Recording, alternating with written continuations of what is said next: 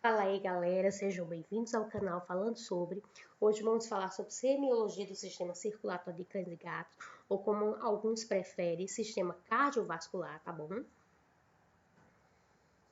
E aí, como é que a gente trabalha o sistema cardiovascular?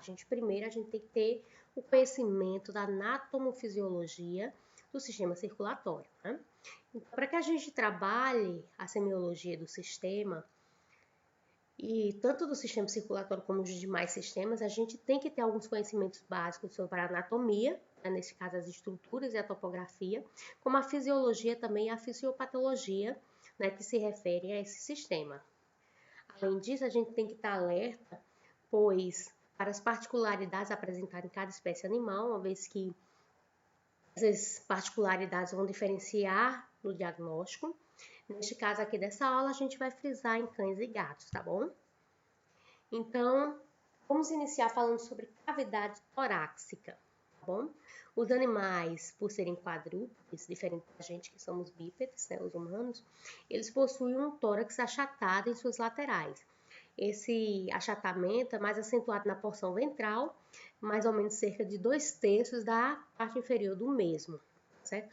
No interior, né, desse tórax, a gente encontra o coração, os vasos sanguíneos, vasos linfáticos, linfonodos, traqueia, pulmões e pleuras. Aí a gente vai adentrar, falar um pouquinho sobre o sangue, né? O que é o sangue? É o principal componente do sistema circulatório, né?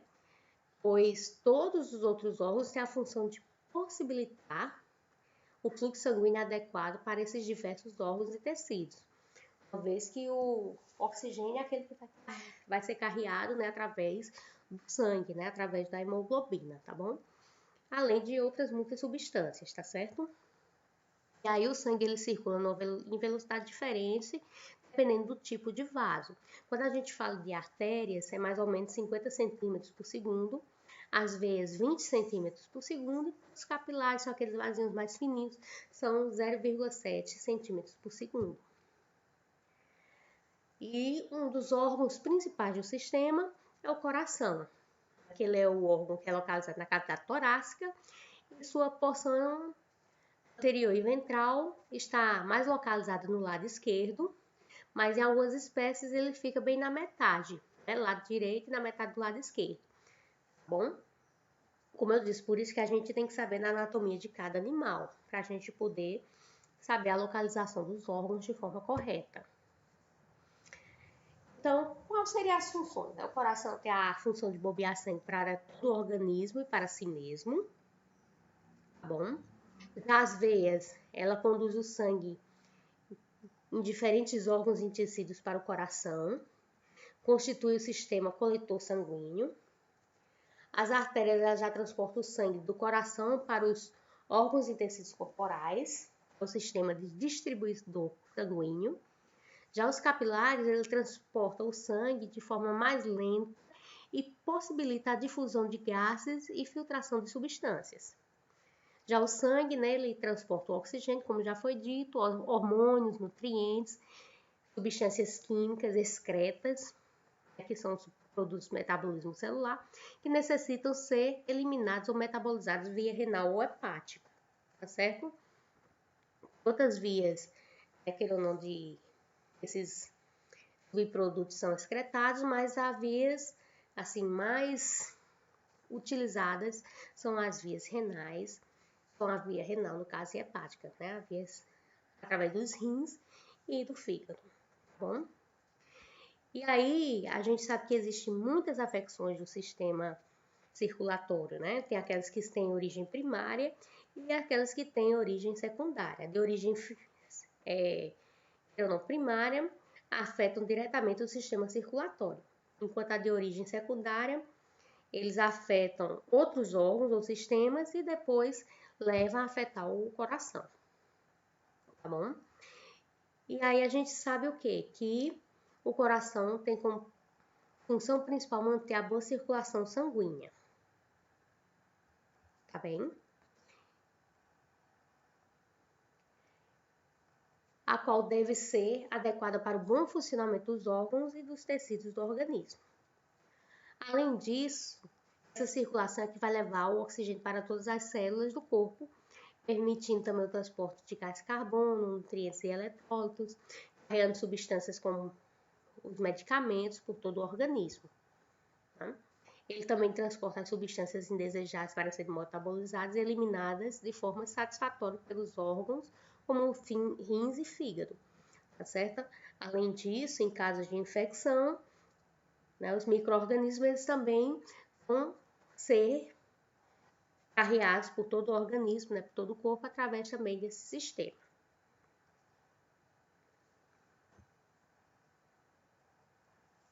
O coração ele também é responsável pela sua própria irrigação. E aí ele tem que manter uma oxigenação adequada para o seu próprio funcionamento. Tá bem? Juntamente com o sistema respiratório, o sistema circulatório, ele vai também proporcionar o que a gente chama de hematose. O que é isso? É a troca gasosa que ocorre nos alvéolos, a eliminação de gás carbônico produzido pelo organismo e a captação de oxigênio do ar expirado, tá certo? Para ser transportado pelo sangue até os tecidos e órgãos do organismo.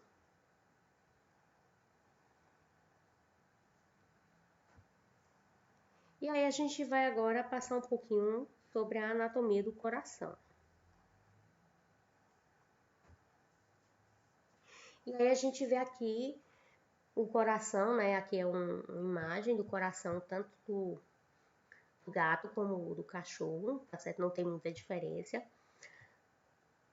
A gente vê a artéria pulmonar, as veias pulmonares, a artéria aqui, ó, pulmonar, as veias pulmonares, tá certo? As válvulas semilunares, que a gente chama. A aurícula direita, aqui é a válvula cúspide. A válvula bicúspide, também conhecida como válvula mitral. Ventrículo esquerdo, aqui o átrio, aqui em cima. Aqui também é átrio e ventrículo, só que aqui são direito. O septo cardíaco, que é justamente essa divisão que existe entre o ventrículo direito e esquerdo. Via cava inferior, aqui é a musculatura do coração em si, que é chamada de miocárdio. Aqui em cima a artéria aorta, tá bom? E aqui a gente vê o movimento do fluxo, né? O fluxo ele vem do átrio para os ventrículos, tá certo? E depois sendo enviado através das válvulas semilunares para o corpo, tá bom? No caso, o lado direito, ele envia o sangue para os pulmões, né? Enquanto o lado esquerdo, ele vai enviar, certo, para o resto do corpo.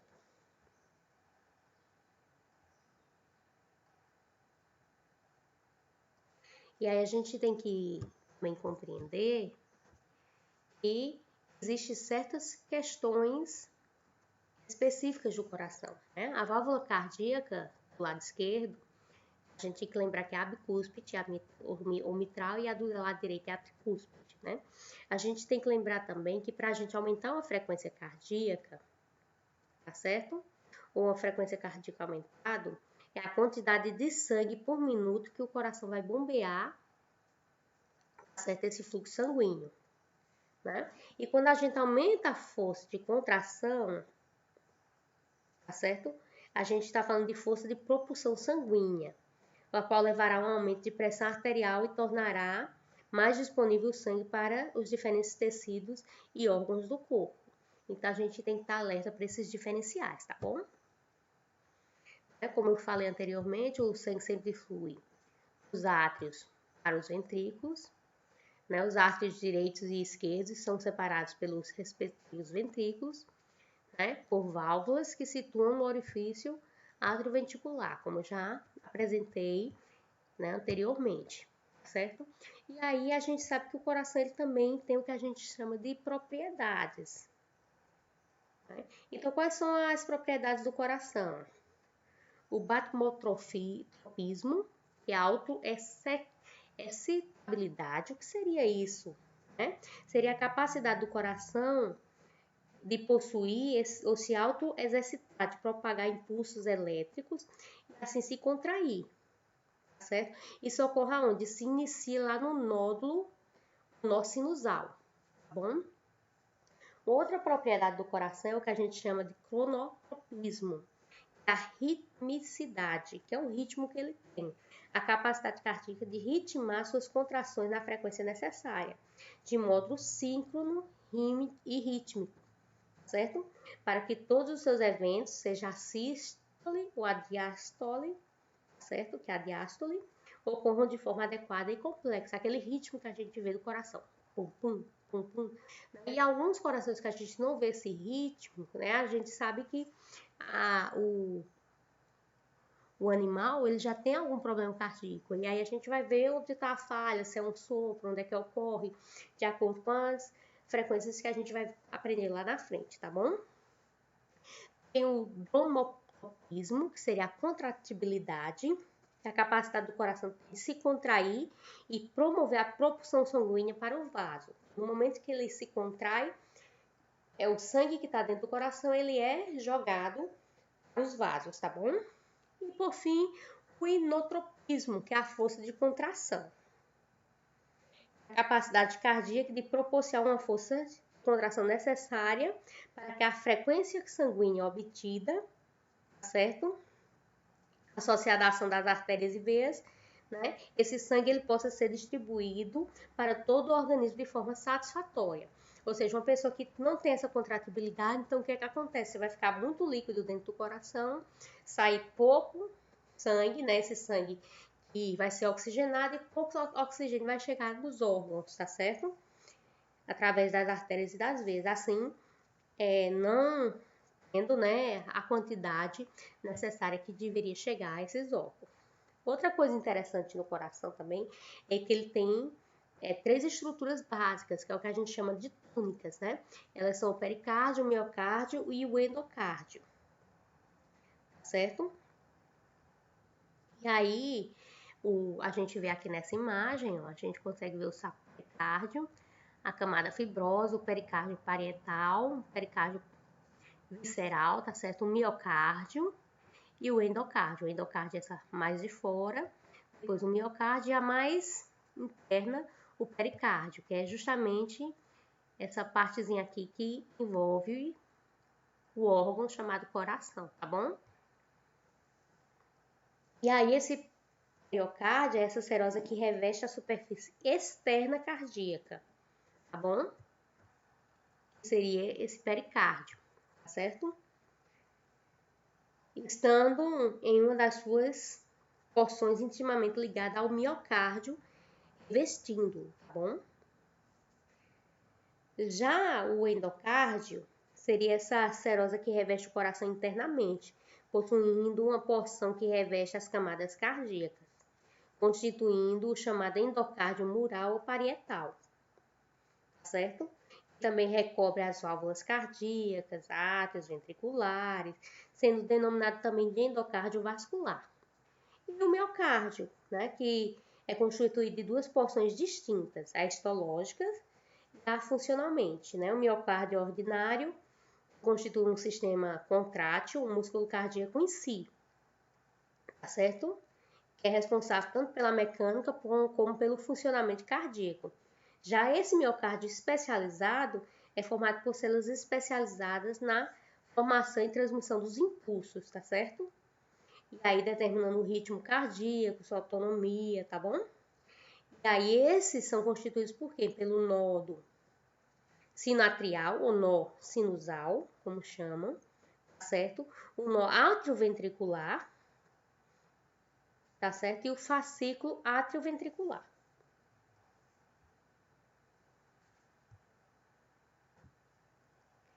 Então, agora vamos falar um pouquinho sobre a semiologia, né? E aí a gente não tem como falar de sistema cardíaco sem a gente falar também da escuta, como a gente escuta o coração, né? Tá bem? Aí a gente sabe que quando a gente vai ouvir o coração, é bom, que é interessante que a gente tenha um estetoscópio de qualidade que nos possibilite ouvir bem esse músculo, tá bom? Vamos adentrar agora na semiologia em si, do sistema cardíaco.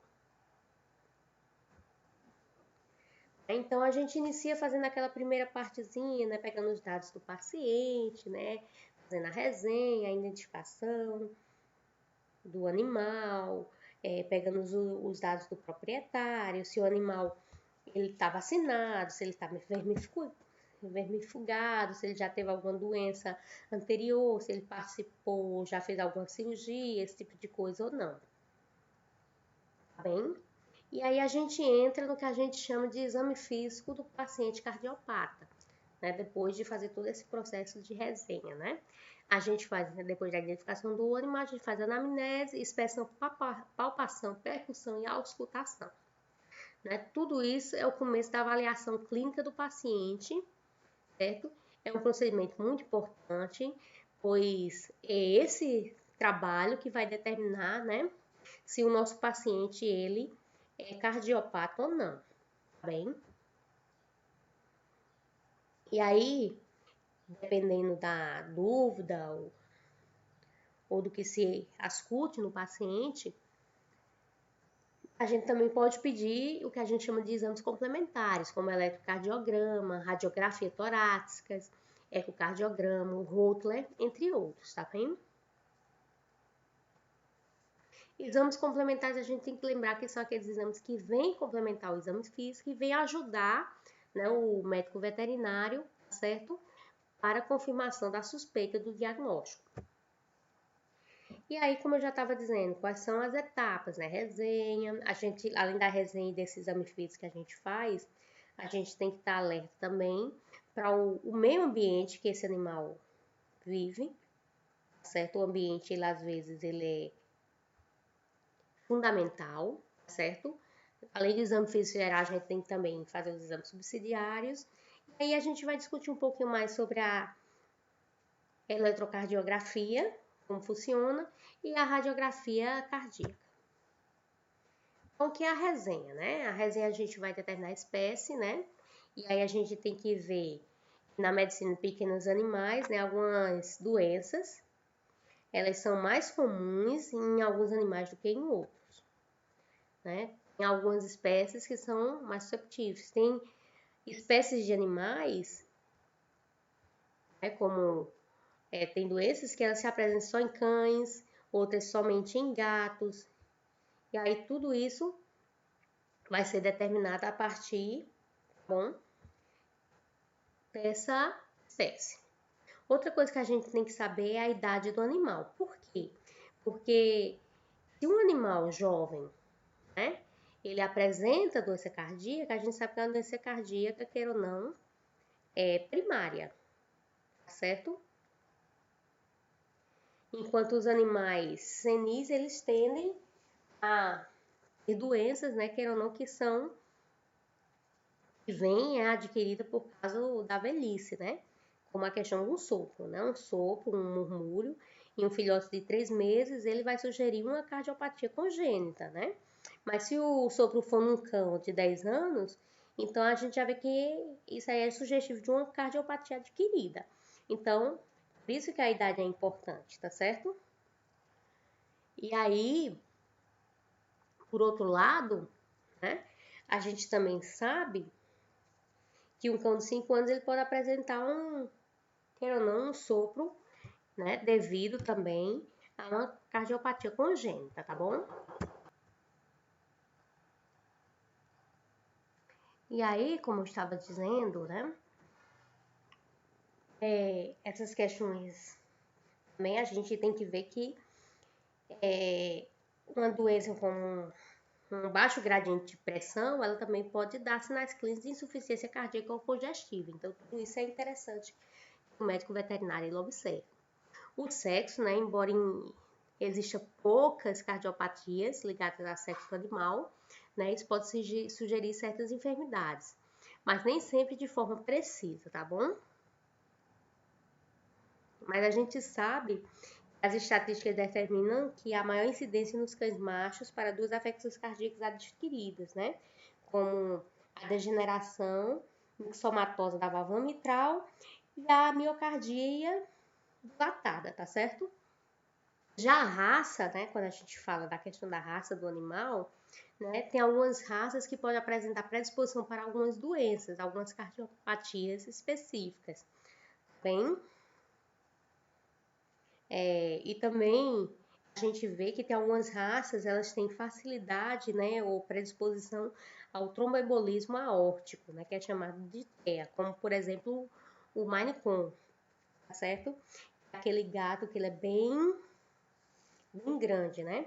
A gente vê também que existem certas persistências do doente arterioso, que são comuns em poodle, pastor alemão e collins, né? Já a estenose subaórtica, ela é mais comum em Rottweiler, em Boxers, tá certo? E a estenose pulmonar em Bulldogs, Beagles, tá certo? E tudo isso por isso que é interessante também que o médico veterinário ele saiba que doenças, determinadas raças estão mais predispostas. O meio ambiente, como eu falei anteriormente, né, é importante. Por quê? Porque a gente tem que conhecer qual a região que o animal vive. E se o animal também já viajou para regiões endêmicas, né? Por que esse dado é importante, né?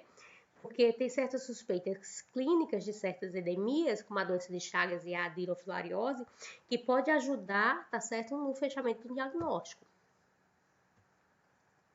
Outro ponto bem importante também é que a gente não pode deixar de fazer, e aí eu não vejo muitos veterinários fazendo, o que é um erro dos veterinários, é o exame físico geral, né? Em relação ao estado geral do cardiopata, pode-se dizer que tudo está relacionado, obviamente, com a gravidade do quadro. É um animal, quanto mais grave, né? Claro que o prognóstico vai ser mais, vamos dizer, reservado. Os cardiopatas são animais que demonstram diminuição da atividade física, intolerância ao exercício, né, um certo grau de letargia e sonolência, né? Por isso que é importante observar o paciente de modo geral, né? Observar a postura, se existe edema periférico, o ascite, né? Por quê?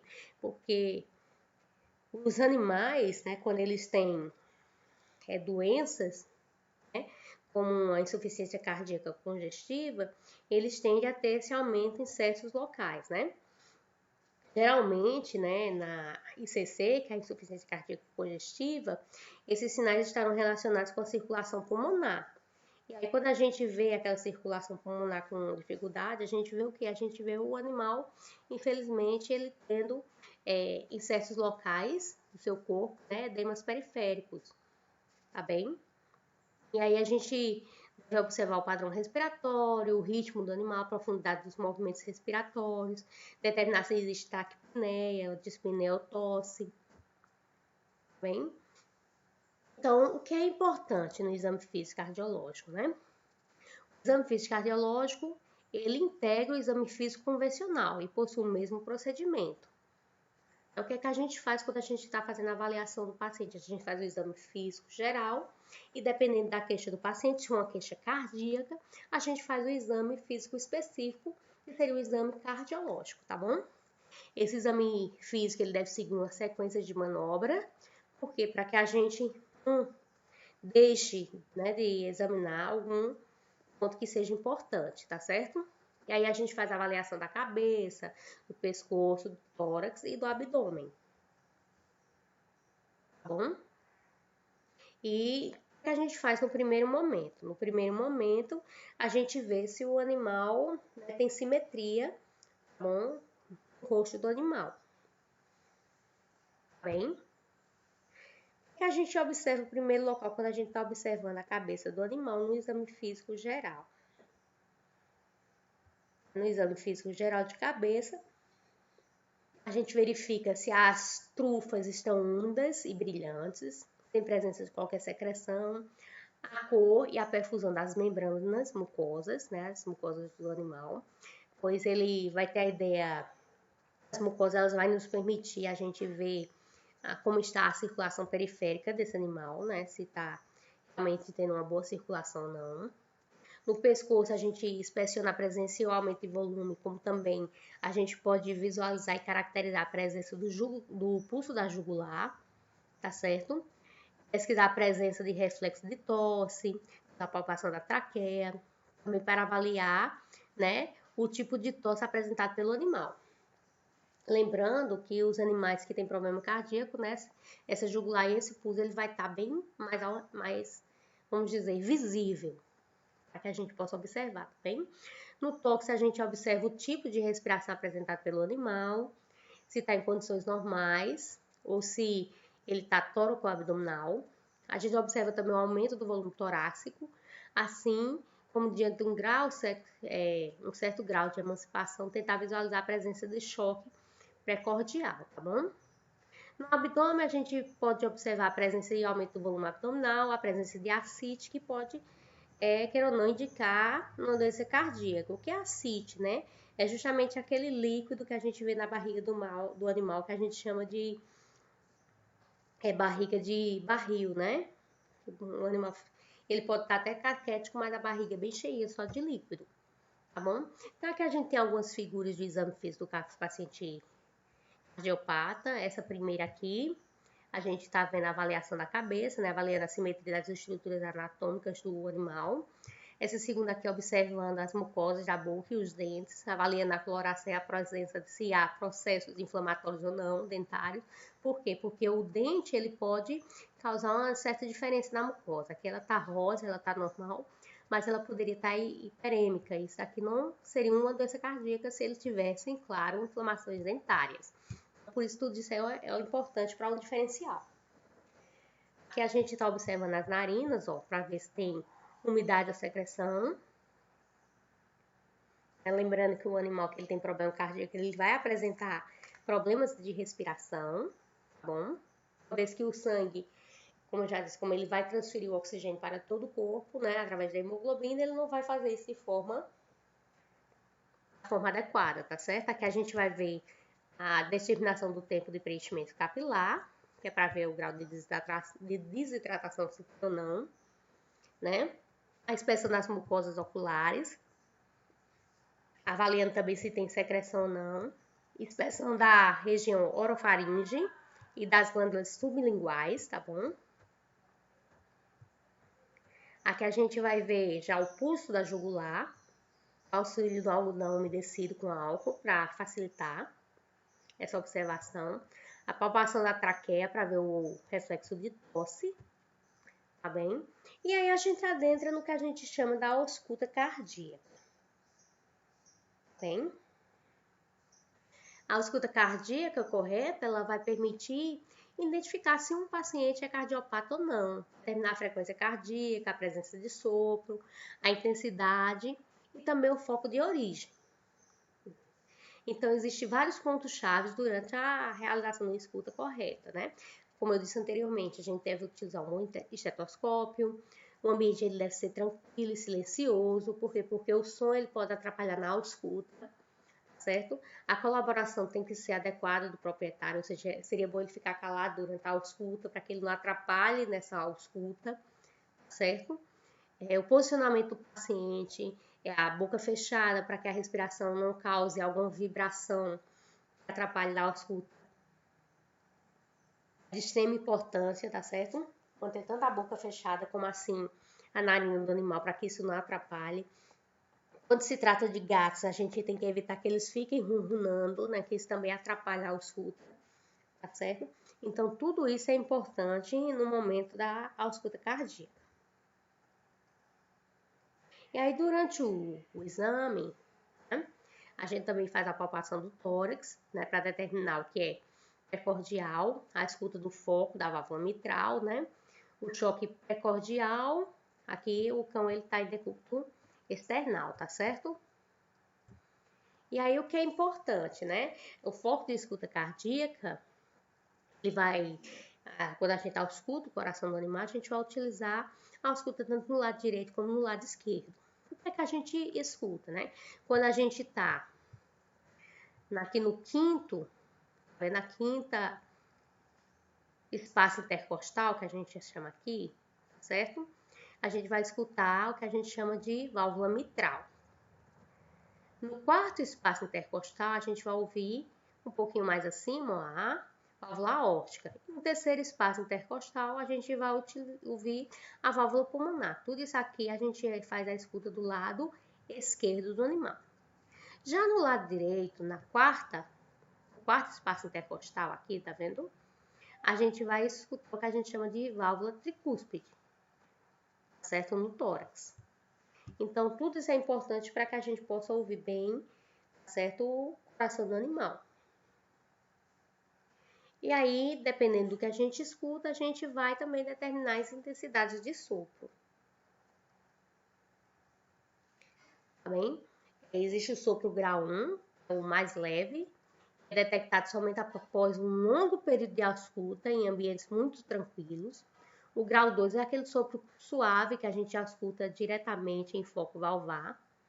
O grau 3 é o sopro de intensidade leve ou moderada. Tá bem? E aí tem o grau 4, que é o sopro de intensidade moderada ou grave. Tem a presença de frêmito, sensação táctil dada pelo sopro. Grau 5, né, que é aquele sopro bem claro, que a gente já vê um frêmito palpável. Não detecta quando nos afastamos pelo estetoscópio. A gente se afasta do animal, tira um pouco o estetoscópio do tórax, a gente não detecta. Mas o grau 6, que é aquele considerado mais grave, além do frêmito detectável, a gente também escuta esse sopro, mesmo quando a gente tirou o estetoscópio do tórax do animal. A gente afasta um pouco, a gente consegue escutar. Tá bom?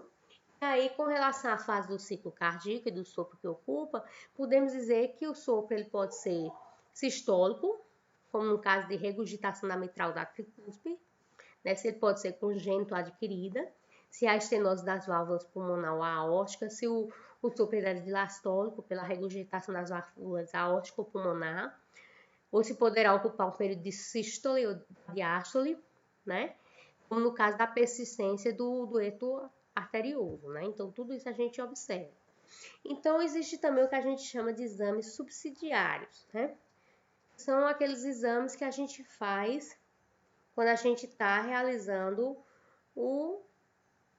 a avaliação cardíaca do animal, né? Que são como a pressão arterial. A pressão arterial ela tem a ver com o sistema cardíaco, apesar que ela não é cardíaca, tá bom? A gente faz a pressão arterial, a gente pode utilizar o método Doppler, o método oscilométrico ou o método fotopletismográfico, tá certo? O que é pressão arterial?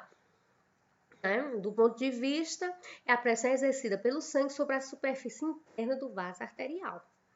E aí é onde a gente determina a diastólica e a sistólica, tá certo? No animal, a diastólica é mais imperceptível. A sistólica, desculpa, a diastólica a gente percebe mais, né? Certo? O método Doppler é aquele pequeno transdutorzinho que o veterinário utiliza, né?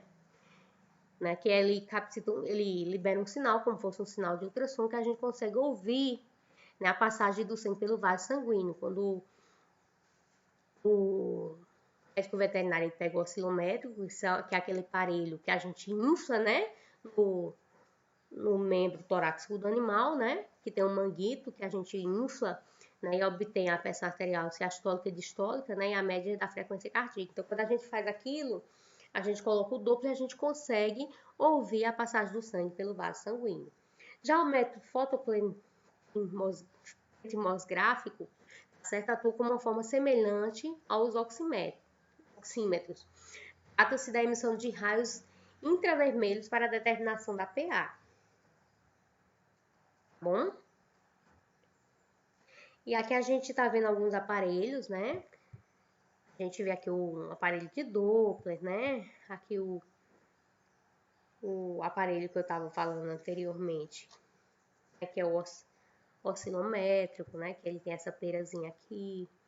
Bom, então tudo isso é utilizado para aferir a pressão arterial do animal. Aí a gente adentra trabalhando um pouquinho sobre o que a gente fala que seria a eletrocardiografia, né? Que é o que a gente faz o eletrocardiograma, que é um exame complementar muito utilizado, principalmente quando o animal ele vai fazer cirurgia, tá certo? É muito pedido. Então, o que é que a gente vê, né, nesse exame? Tá certo? Quando a gente vai trabalhar a eletrocardiografia, a gente vê aqui em cima, nesse local, ele vai nos dar o nódulo sinoatrial, aqui os músculos atriais, nó do átrio ventricular, fascículo atrioventricular, ramo direito e esquerdo, tá certo? Ramo subendocárdios, que é as fibras de Purkinje, tá certo? O músculo ventricular, e aí a gente vê todas essas ondas aqui, ó, nesse primeiro espaço aqui do ecocardiograma, tá bom? E aí, né, o traçado eletrocardiográfico, ele vai ter, né, o que a gente falou anteriormente, né, os PAs tipos de coração, ele vai estar aqui nessa onda que a gente chama de onda P, tá certo? Fora essa onda a gente tem a Q, a R, a S, a T e a V, tá certo? E aí quando a gente vai fazer o eletrocardiograma, também os eletrodos têm que ser colocados nos locais corretos do animal, tá certo? Para que o exame seja feito de forma adequada. Tá bem? Do lado esquerdo do coração, a gente coloca o eletrodo amarelo e verde, e do lado direito, o vermelho e o preto, tá bom? E aí, nesse traçado eletrocardiográfico, a onda P, ela vai representar a despolarização auricular, né, que é a condução elétrica dos átrios, né, o sino atrial. Já o complexo QRS, ela vai apresentar, aqui que é esse complexo aqui, a despolarização ventricular. A onda T é a repolarização ventricular, certo? Como eu já falei, né, a despolarização ventricular vai ser a condução elétrica pelos ventrículos, certo? E aí aqui a gente vai entender melhor cada fase, tá bem? Que isso ocorre, né? Tá bom? E aí a gente sabe, aqui de acordo com as ondas, as fases, né? A fase 0 é o influxo de cálcio, tá bom? A fase 3 são os canais de cálcio inativos, né? Que é o influxo tardio. A fase 4 é o influxo do marcapasso, certo? Seria justamente o que ocorre aqui no sino nodoatrial, né? Que as pessoas que têm problemas aqui, elas terminam colocando um marca-passo para auxiliar nesse estímulo, né? Que é um estímulo elétrico, tá vendo? A fase 0 é o influxo de sódio. A fase 1, os canais de sódio inativados e o influxo rápido de cálcio. Fase 2, o influxo de cálcio, tá bom? Fase 3 aqui, os canais de cálcio inativado, o influxo tardio de sódio, ou de potássio, desculpe. E o 4, os canais de sódio e cálcio se recuperam da inativação e as bombas restauram o gradiente iônico. E aí vamos aprender um pouquinho sobre a radiografia, né? A gente vê aqui como é que a gente observa o coração do animal, né? E o exame radiográfico do tórax é de grande utilidade para a clínica cardiológica, né? Já que não somente podemos determinar o tamanho do coração, como também observar as estruturas que compõem essa cavidade torácica, como o pulmão, a traqueia, os grandes vasos, o diafragma, as vértebras torácicas e também as costelas e o externo. Tá bom? Então, há incidências recomendadas para avaliação cardíaca. A gente sempre faz, no mínimo, 2 imagens, né? Uma tipo látero-lateral e outra dorso-ventral, né? Cada uma delas vai apresentar algumas particularidades, certo? As estruturas dessa estrutura, tá bem?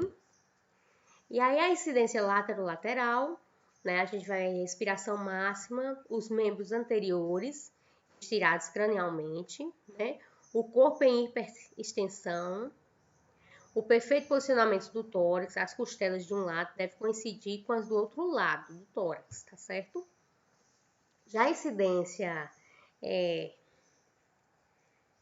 a gente observa que seria a incidência dorso ventral,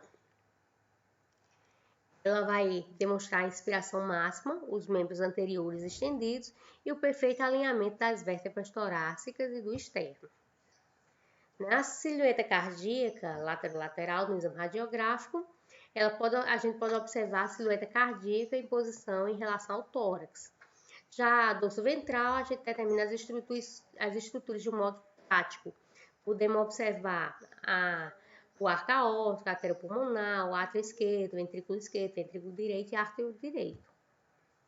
E aí a gente vê aqui nessa imagem radiográfica do tórax lincão a projeção lateral. Esse posicionamento aqui a gente também pode medir o coração para ver se ele está aumentado ou não. Para que é importante a gente ver isso, né? É porque os pacientes que têm doença cardíaca, tá certo? Eles tendem justamente a apresentar esse coração aumentado. Esse coração tende a aumentar porque, como ele está com insuficiência, ele tende a forçar mais e isso termina aumentando esse órgão, tá bom? Aí, quais são as principais alterações de ventrículo esquerdo? E aí, como eu estava dizendo anteriormente, né? As principais alterações de ventrículo esquerdo, quais são? Dilatação, como nos casos de miocardiopatia dilatada canina, e insuficiência valvar e persistência do dueto arterioso.